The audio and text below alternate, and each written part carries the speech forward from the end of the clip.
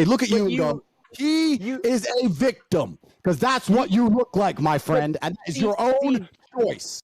See, that's just it, though. The only reason they would choose you in that element is because of the patriarchal, male-dominated society. Here we fucking go. Here we go. All right. Here's the deal, Andrew. This is fun. No. I'm not done. Name Andrew, listen to me. From history that wasn't patriarchal. Name a society from history that was not patriarchal. See, listen to me, though. That is why people like yourself are bugging and going into hyper mode right now, because society's changing. Society's changing. I'll tell you why, my friend. I'll tell you why we cannot name a single society in history across the entire planet that was not patriarchal. Because patriarchal societies are optimized to survive. When things get difficult, when people are put in survival situations, we naturally revert to our gender roles. I'll tell you something. If we were all on a ship and the ship got shipwrecked, the men would start building and digging and hunting, and the women would start gathering and doing what women are naturally adept at. Because when it comes down to survival, you have to do what you are most competent at. And men are more competent at certain things, and females are more competent at certain things. I'm not saying not all men. Not all men, and not all females. My point is, patriarchal societies are more competitive than any other type of society, because society functions better as a patriarchy. So the reason you cannot name a single society in history that was not a patriarchy is because all of the societies, and I'm sure there were some, which were not patriarchal, were destroyed by patriarchal societies. They were wiped off the face of the planet because they are not competitive.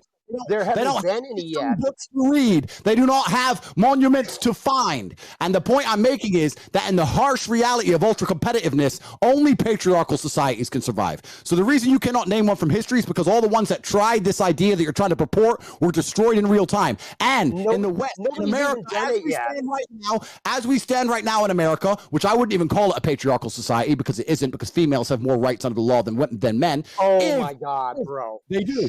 And I'm telling you now, so clueless. As America falls apart and the patriarchy is disintegrated, all that's going to happen is that other countries like Russia, like China, like countries which are still patriarchal, will remain more competitive than the West, and you're not going to fix the world. America's just going to end up a third world shithole. So throwing the fucking patriarchy away is going to fix a fucking thing. You live in a clown world, my clown world.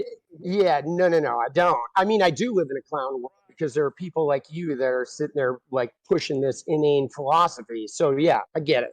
I accept that. But first off, we haven't seen a non-patriarchal society yet. We're definitely moving toward it.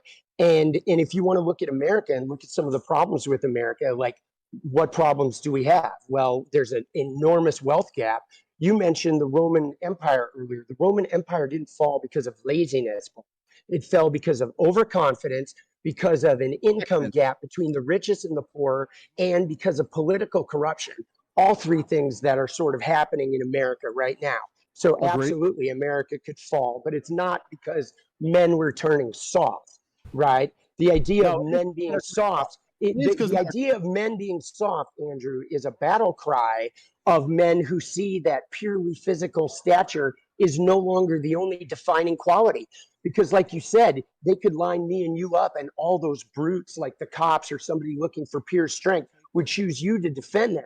But anybody who was from a marginalized group that was looking for an emotional defender, those people would pick me, right? And they wouldn't pick the muscular guy because they know that I have the inner strength to actually have an openness and a vulnerability that can relate to them and that can help them find that empowerment in themselves. I don't want to train people to be sheep. All you know what I mean?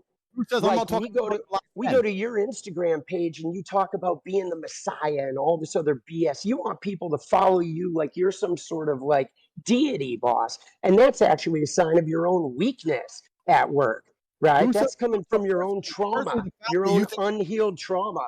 Firstly, the fact you think that you're talking to marginalized people more than me, it doesn't even make sense, because I'm talking to groups of people, you're talking to groups of people, and both of them includes marginalized communities. Secondly, the fact that I am actually the fact that I'm actually mixed race, that I grew up in the south side of Chicago with my father. Absolutely. Shows I know more about marginalized communities than you do, because you are as white as they can come, and you're sitting there talking about marginalized communities to a marginalized person. Absolutely. Absolutely. But let me ask you, I never woke up and thought I'm brown, so I had to find this white guy with pink hair to fight for me. I woke up and fought for myself. And that is the If point. you're- You know when you fight for yourself, you fight for yourself when you're a man. That requires all forms of power, whether it be emotional, mental, and physical. You to sit here telling men they should be as weak as possible and sitting around doing nothing is not good for society as a whole.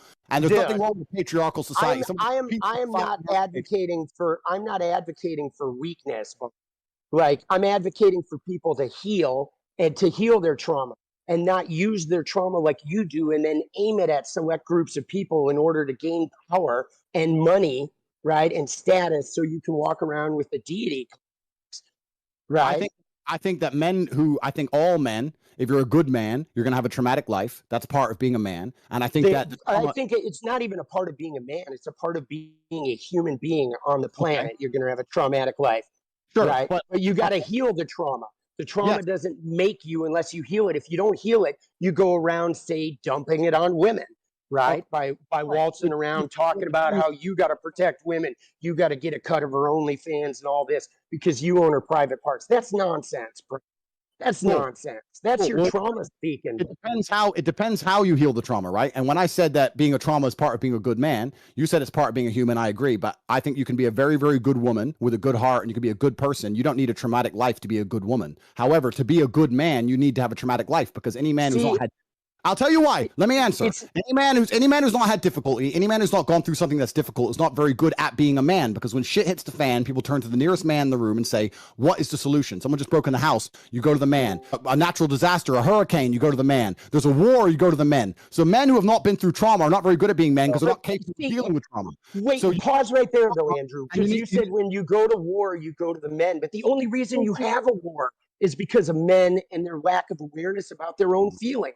That's why war exists in the first place. So you're saying if you had more women leaders, we wouldn't even have war.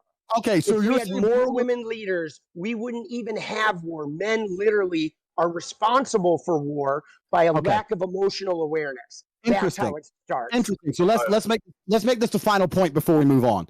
You just said that if all the leaders were women, we wouldn't even have war. I said if we had more women leaders, yes, there would be less war. The fact that you hate your own gender so much is quite amazing to me. But actually, I don't hate my own gender. Another point. See, why do you? Point? Let me tell you why you're wrong. No, you don't get to gaslight me and tell me I hate my own gender just because I'm displaying a version of manhood that you're uncomfortable looking at. You don't get to say I hate my gender. I don't give a fuck. I'm weak because I present a version of manhood that has struggled just like you, that has conquered just like you, but lives outside the idealized patriarchy that was sold to me. You don't get to gaslight me because you're uncomfortable with the type of man that I am. You love men. You love men. Cool. The point I'm making is you're saying that the world wouldn't have a war. Dude, you are backed up against the wall. Wait. No, chill. Let Tate have his final statement, then we're going to wrap this up and get someone else. I'm in here right now. I just got to fix my camera. One second. Yeah, you're Hassan, let's go, man. I appreciate you. I'm interested in seeing what the chat thinks. The reason you're totally wrong saying that the world would have less war if there was no female leaders is because if you actually ask anybody who's been in the corporate world for long enough, the companies that have the most arguments, the most difficult corporate structures to deal with, in fact, even if you ask most women, they say, I don't like having a woman boss. I'd rather work for a man. When you have a whole bunch of women in charge, it's nothing but a fucking fest and it's a shit show.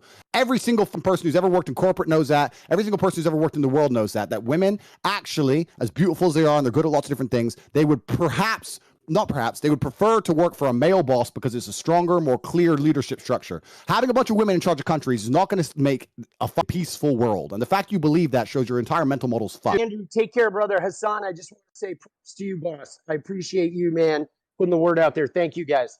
Good to talk, bro. Have a good day. Appreciate you coming on, Tommy. Have a good one, man. Cheers. Thank you. How do you feel about my guy, Tommy? Yeah. I don't know him personally. I have nothing against him personally. He's a new age thinker. He lives in the new think, the idea that the way the world runs and has always run is a bad thing. And that if we change everything from the ground up, it's somehow going to become a magically better place. Obviously, he has no proof or any references for his way of thinking because it's never been tested before. It's an untested theory. I think that for him to come along and say such blanket statements that if we changed all the world leaders to women, there wouldn't be war is inane and asinine. I think for him to say that a man who's physically strong can't be mentally strong is also stupid. But I also understand why he's saying the ideas he's saying, because he has a natural insecurity based on the fact that he's not a physical specimen of man. And the way he gets around it is to pretend that that's not important, which is fine. Lots of people do it, right? Stupid people saying being smart is not important. Poor people saying being rich is not important. It's a common defense mechanism that everybody does, and I completely understand it. However, most people with a basic grasp of economics and the way societies work would look at society and say, you know what? A society with brave, strong men who are full of honor and duty is actually a better society than men who walk around saying, I have no duty to protect anybody or protect anything, and I can just sit around and cry all day. And this theory is being tested in real time, right? America's quickly turning into the latter, and we can see crime rates going through the roof. We can see all the fucking shooting and all this stupid shit that's happening because men have no emotional control anymore. And that's what's going to happen. It's the society is going to degrade, and the countries where men still stick to their honor and their age-old expected ways of acting, are there going to be a safer societies overall. So time will prove me right, but I have nothing against the guy. He's fine.